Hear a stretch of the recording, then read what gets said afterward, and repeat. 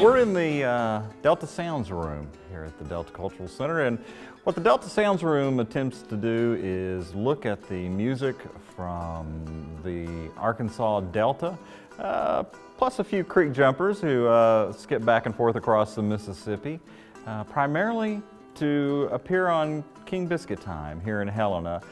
King Biscuit Time has your two central performers that co-found the show. Robert Jr. Lockwood from Turkey Scratch, Arkansas, and his friend and compatriot, the harmonica player Alec Rice Miller, walked into a new radio station here in Helena, Arkansas, and asked to be on the air. The show was a huge success. Appears in November of 1941.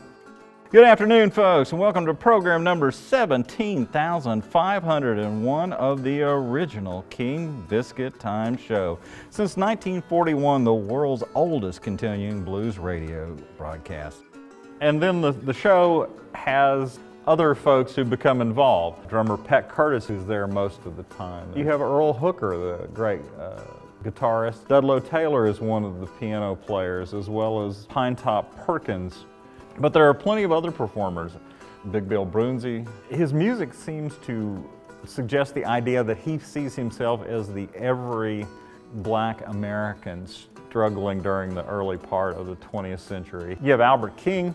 He was raised in the Forest City area, and then he would go up to the Osceola juke joints and really cut his teeth and develop as a performer playing that axe that he does. The other great one, of course, is Al Green. Al's going to always be known as one of the great soul voices of all time out of Memphis's High Records. Levon Helm is this cat. He's born in Elaine, Arkansas. He grows up at Turkey Scratch in the rural area with a farming family. Levon would often sneak away, he was known to, from Marvel High School, where he's going to school, so he could watch Peck Curtis perform on the show. And every once in a while, if Peck was feeling kindly toward the thought, he would let him play in the background on the show as well on the drums. As he develops more and more as a drummer, he begins working with Ronnie Hawkins. Ronnie's from the other side of Arkansas, but performs quite a bit in the Delta. Hawkins is a peer of Conway Twitty, who has developed his own rockabilly performance. Sister Rosetta Tharpe is sometimes called the godmother of rock and roll. Sister Rosetta becomes a standout solo performer. She begins playing at the Cotton Club with Cab Calloway, with Duke Ellington and Count Basie. She played an axe better than many males. We've had various exhibits over the years in which we look at different aspects of blues history.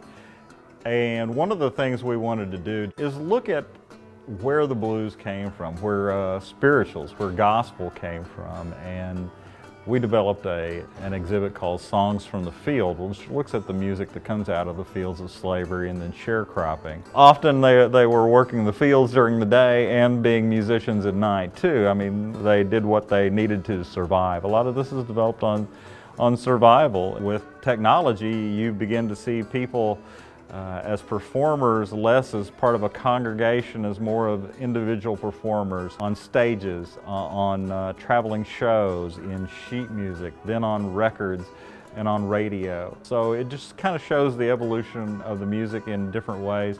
A lot of those performers begin to find new energy in these old songs of the spirituals that were developed by slaves during the century before.